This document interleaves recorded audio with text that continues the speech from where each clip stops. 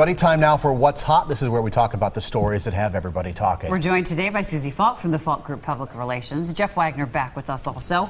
Gunshots fired near Capitol Hill, forcing police to put the Capitol on lockdown for about an hour. We just learned the suspect is dead. We now know a Capitol police officer was hurt and had to be transported to the hospital. This all started when a car tried to ram the gates at the White House. There was a chase. The car crashed right near the Hart Senate office building. I guess we're chatting about all of this and everything that happened at the Capitol. There are so many unknowns. I know. How are you to weigh in? I heard this isn't an act of terrorism, or we don't think so. The woman had a boy in her car. You know, was she a disgruntled government worker? Was she, you know, a disgruntled lover of a staff member of the White House? There are a lot of unknowns, and for me to speculate, I won't go there. So, yeah, Jeff? No. So you go there, Jeff. No, you're exactly right. I mean, I tell you, I was on the radio a couple hours ago when this story was breaking, and this is one of the things that I actually hate, because you've got what we'll call generally the fog of war. You've got the different reports. Nobody knows exactly what's going on. Nobody knows what the motive is. You've got some people, and look, let's face it, there's a lot of tension, things going on in Washington, D.C. now. You've got all these different issues. Who knows whether this is connected to anything? This could just be some, like you say, Susie, a disgruntled worker. Who knows what this is? Well, and could just be a crazy person. And when this was all going down, the good thing is you know, at that point we didn't know. Now we know it is not terrorism. It's a single incident that involved multiple scenes. So, I mean, that's the good news. I think what was interesting was how, though, the Senate and the House of Reps, they were tweeting. You had these senators and assembly people that were shooting out tweets to their constituents to let them know that this was happening. And, you know, again, the power of social media.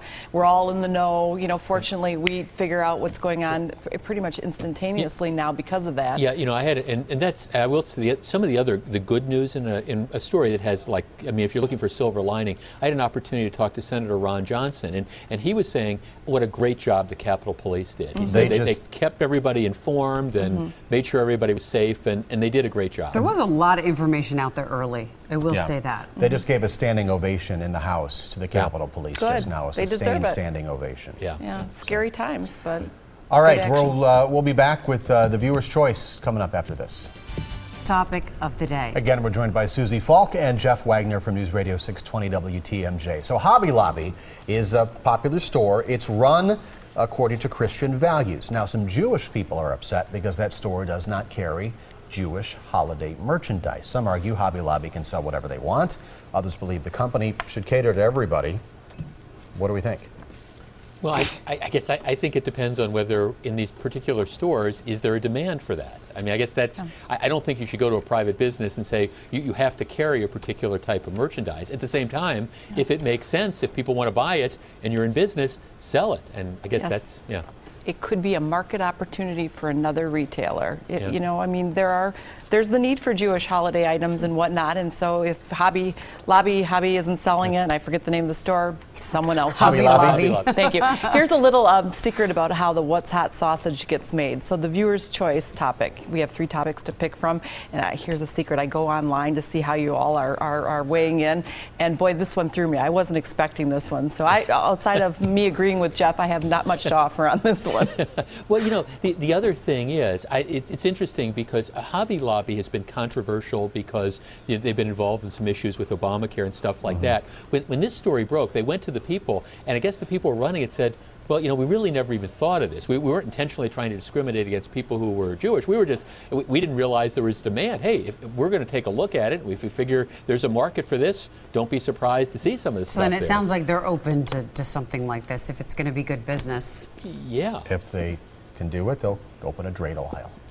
All right, time for our lightning round. 2 books pulled from a store's shelves thanks to an 8-year-old girl. The pair of books called How to Survive Almost Anything, with one for boys only, the other for girls only. The 8-year-old thought those books were offensive, so the bookstore employee took the books off the shelf. Not everybody agrees on her opinion that the books are sexist.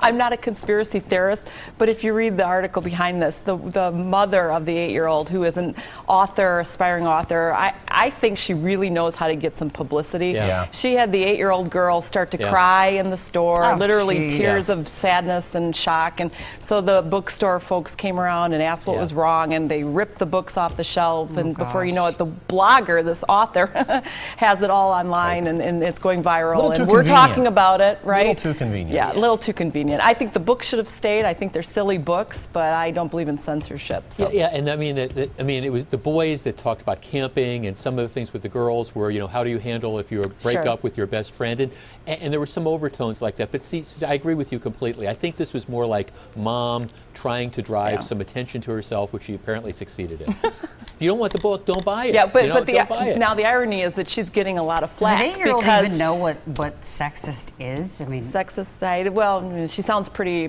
precocious. So, and she's the daughter of this very precocious older woman. Right. And if you're an 8-year-old girl who's interested in camping, okay, then buy the book that says camping. Yeah, that's smacks of a PR stunt.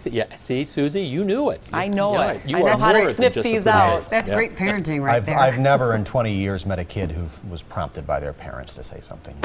Never. Hey, the What's Hot discussion will continue online.